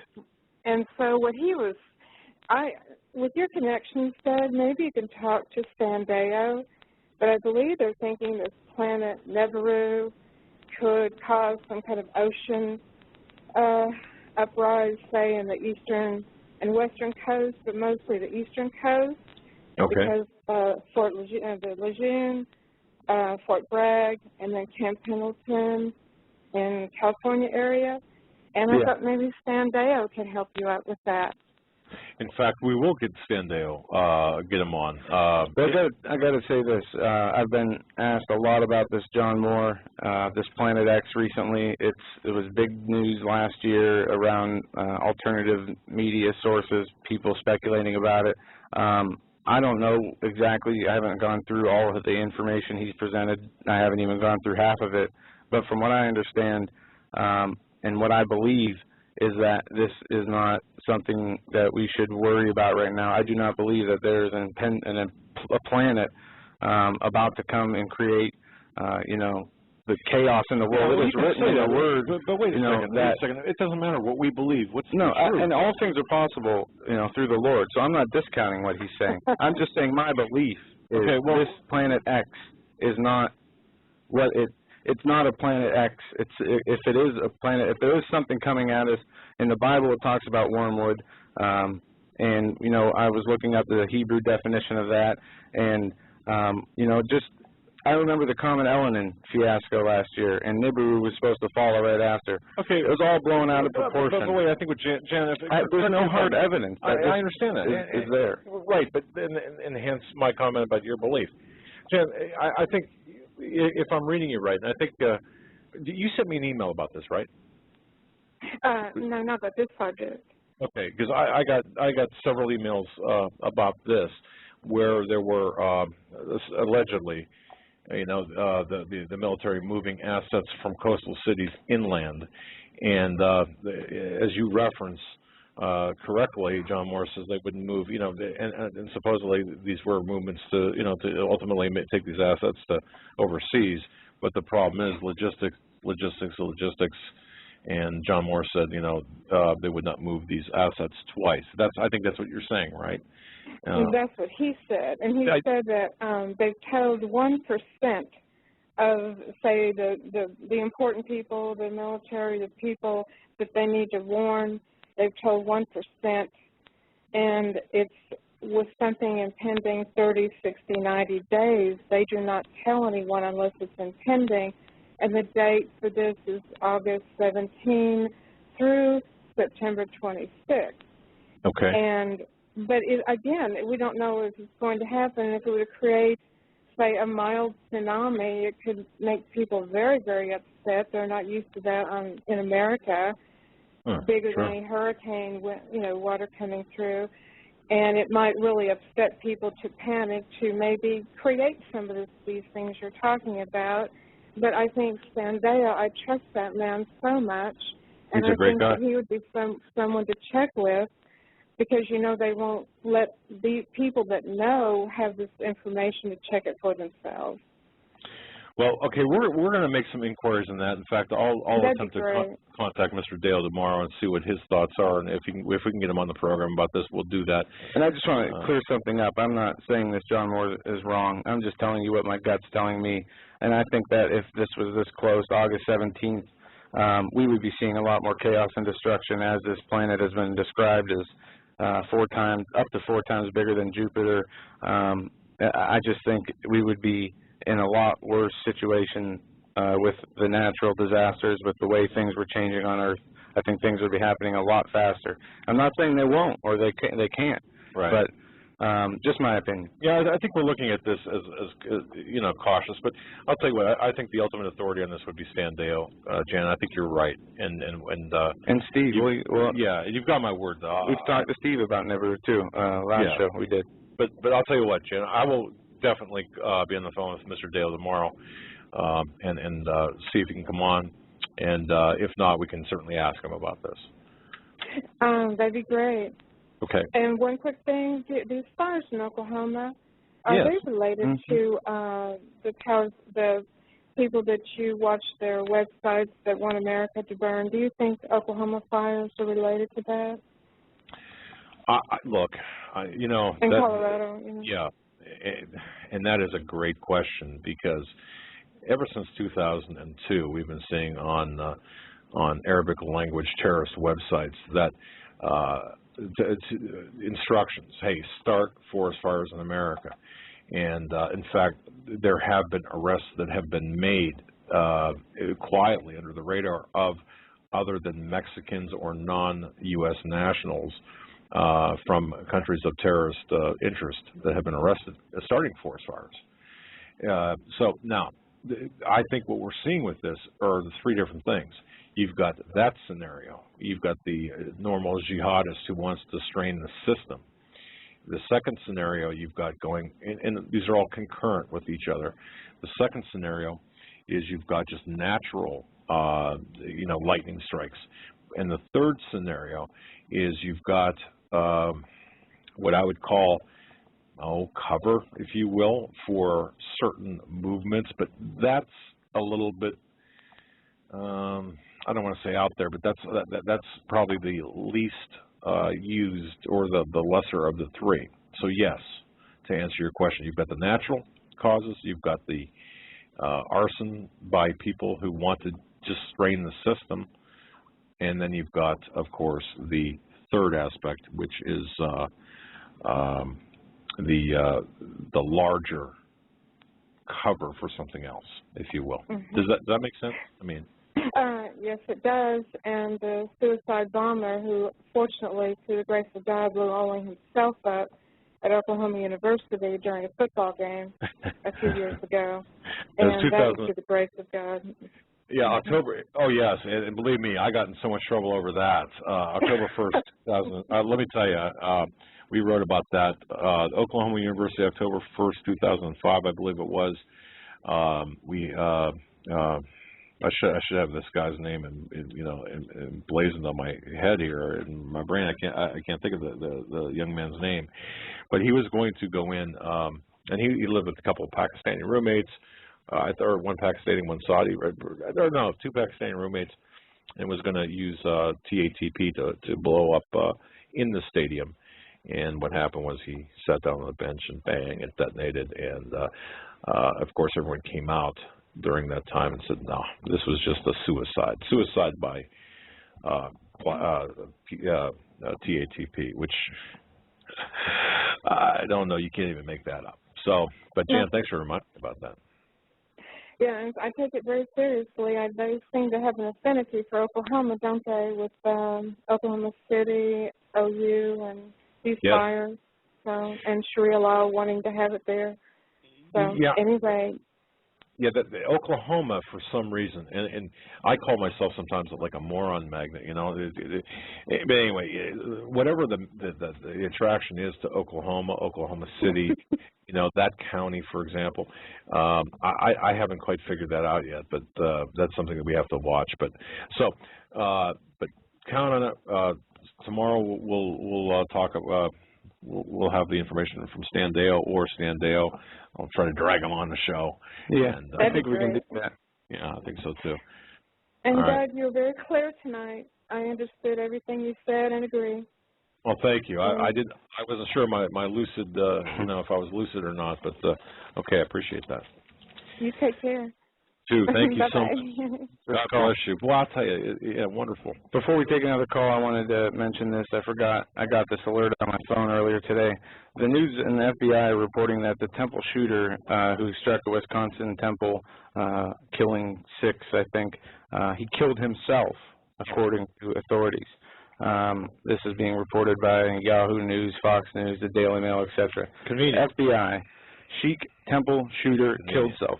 But I think I remember a press conference where the police officer said if it were not for the police officer said the first officer was ambushed, and then another officer stepped in, engaged the suspect, and took him down. I believe we have audio to that effect as well, car-to-car audio. No. Yeah, we do. And was the police chief lying? Did they think that was the case?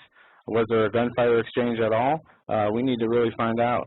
Why is the story changing? Why not just come out and say he killed himself if that was the case in the first place? The source on this, and folks, this is how it plays out. The source on this is the FBI. Okay, here's what happened, real briefly on this temple shooting, and I think I was pretty clear in the article that the interview I had with Asher Ziev, CanadaFreePress.com. If you look at Asher Ziev as the columnist, she interviewed me, and I stated that. According to my source, my DHS source, the locals were handling this as a crime scene.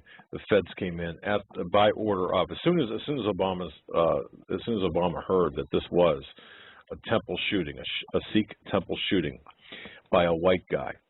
Sorry, send in the FBI. The FBI came in, put the lid on everything, controlled the outflow of information. Yeah, we didn't hear from witnesses inside. Right. Whatever came out before that is probably more believable than what's coming out after that. That this is, and there's an agenda behind this. Whether or not this guy was an operative or known, you know, whatever, it doesn't matter. It doesn't matter if this shooter in Wisconsin was an FBI operative or known to the FBI. Here's what's going on. The outflow of information is now being handled by the Department of Justice. And the Department of Justice is at the direct behest of the Obama administration and David Axelrod, Valerie Jarrett, and Barack Hussein Obama.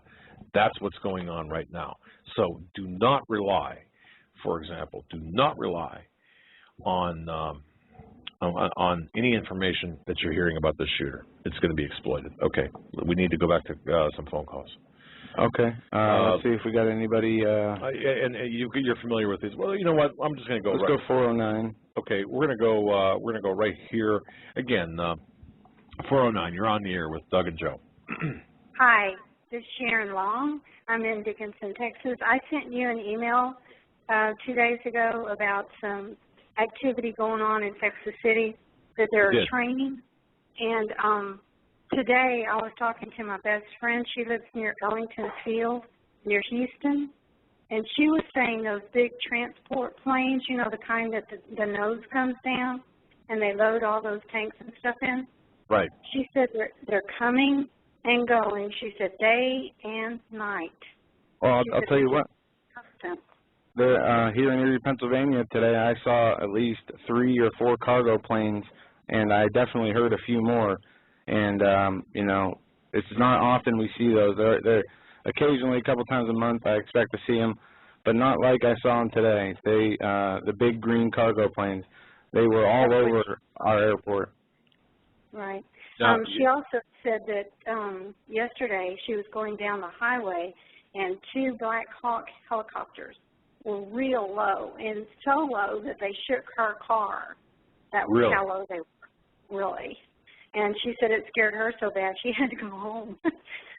She said she was with her grandson, and she said it was scary.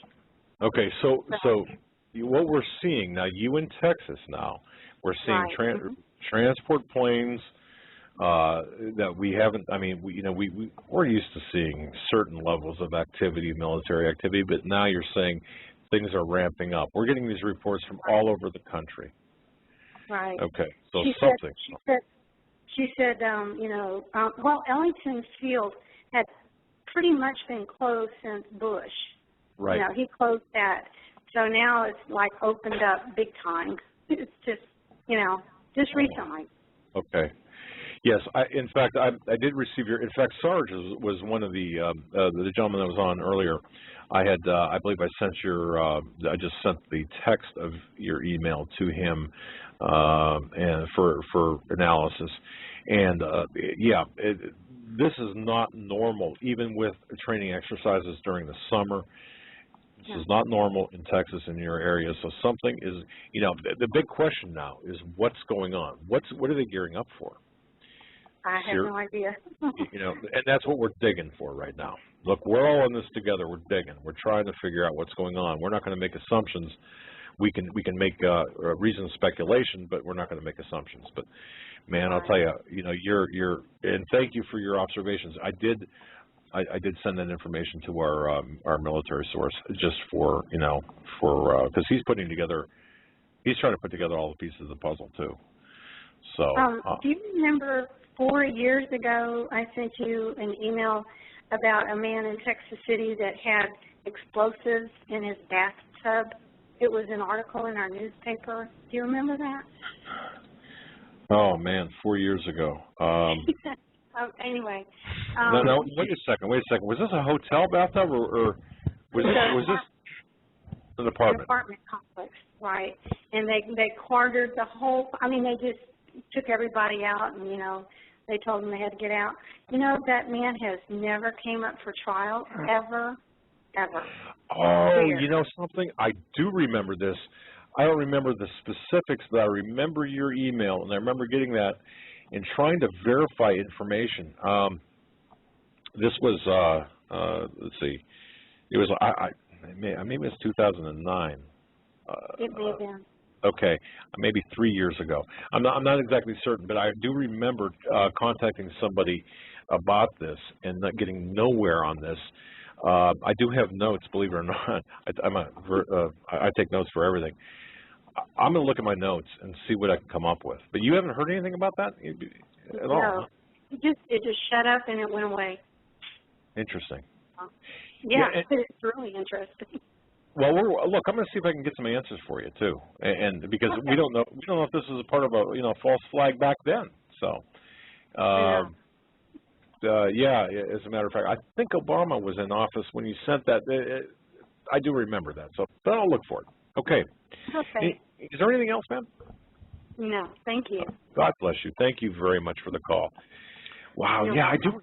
I do remember that, Joe. Yeah, that's interesting. And I do have a folder of 4 years ago. Well, not every conversation, but I think it was three. It was about this time, maybe a little bit earlier in the year. But anyway, that said, let's move right along here. This call has been okay. Let's go to 203 area code. 203. You're on the line with Doug and Joe Hagmann. Hello. Hi. Hi. Thank you. I didn't think I was going to get on. It's getting kind of late in the evening. I know. I wanted to just let you guys know about this Nibiru issue that on Steve Quayle's website today, about 21 slots down, he's got a thing there where you can click on, and it brings you to more information than you probably want. Okay. I appreciate that. And the thing is, though, it's something that I'd rather just kind of just go into denial about. This is not something that's easy for any of us, and I think we just want the truth. Is it, isn't it, whatever. But Just like Y2K, remember when that was ready to come about, excuse me, when that was ready to come about, you didn't hear any information, and so you didn't know whether it was real or not, or to prepare or what, and then all of a sudden the media was flooded with information, and at that point I knew it wasn't going to happen. With this thing, you can't, it's hard to find information, and a lot of it is old, 2008, 9, 10, you know, they're talking about it, but now on his link, he's got pictures. Now, can they Photoshop these pictures? I don't know. Yes, they can. I can tell you that for sure. They can. And because my son, he's into that, so he always says, Mom, you know, you can Photoshop this stuff. So, you know, why is this so secret, or why can't we seem to get the information? And that's where I'm at. It's like I'd rather not, but you know, I don't know. Well, do we want to know? but yeah, even just like you said, I mean, do we want to know or not? I say yes, but even if we do know, what could we do about it? I mean, it's something of that scale. That's right. I mean, we just continue to live the way we are living, prepare, you know, get down in your the lowest spot of your house and hope you make it through. But really, only preparing with that we should be doing is spiritually, if there were to be ever an event that was announced to be so imminent. But even if the government came out and said it was real, even if the government came out and said it was going to do damage on August 17th, I wouldn't believe it. I would have to, I mean, going back to the picture, I would believe it if they denied it. I haven't seen what's on Steve Quayle's site, but I know a lot of the videos that people have made, they use a technique where they put like a piece of a floppy disk over the camera, and they say it darkens a lot of the light so you can photograph the sun, and it creates a, what are they called? A light. Like a halo. It looks like a little thing next to the sun, like a little planet, but I think every video I've ever watched has not been true. It's been proven to be not real. But that doesn't mean that it's not true completely. Right. Yeah, right. We're going to try to get so when you have see the thing is John Moore's relentless. He's every day now he's talking about this, and John Moore and John, what was his name, Harris, who follows him on RBN every morning. Excuse me, and now I see it on Steve Quayle's site, and it's okay. Here we go. Well, you know.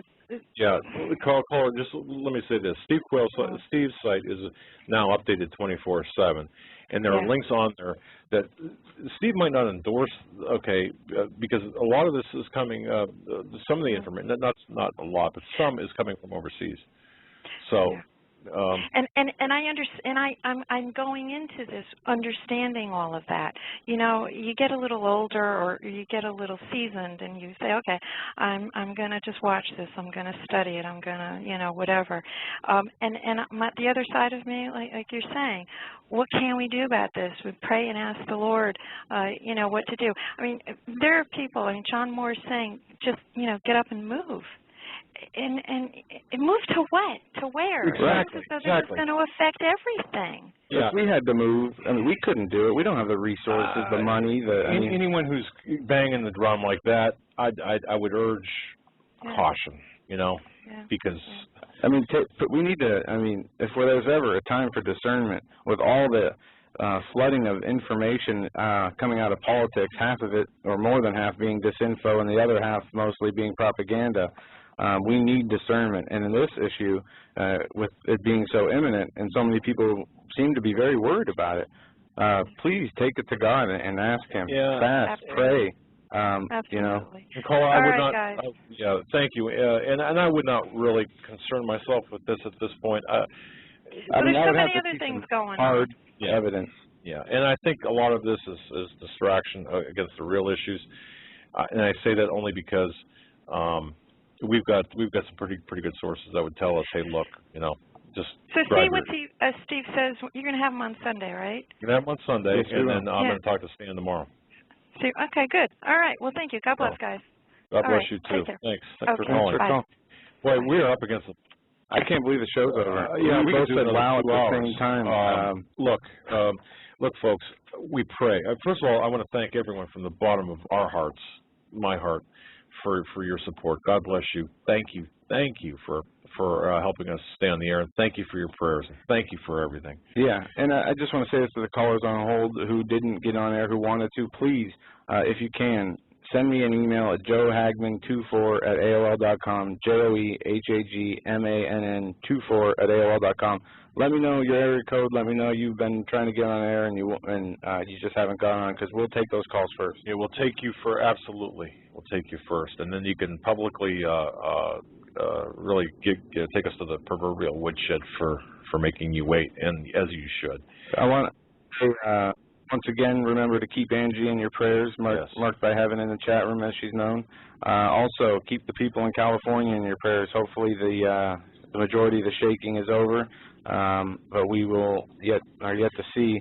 But we have people from there who are listeners and our friends, and we're praying for you. Stay safe, please. Yes, and stop throwing your computers. Yeah, that's what I heard. Folks, again, thank you so much for your time. We hope that you left tonight's show or leaving tonight's show with more information than you came. We will be watchmen. We will always be with you and trying to give you the unvarnished truth about what's going on. Until tomorrow.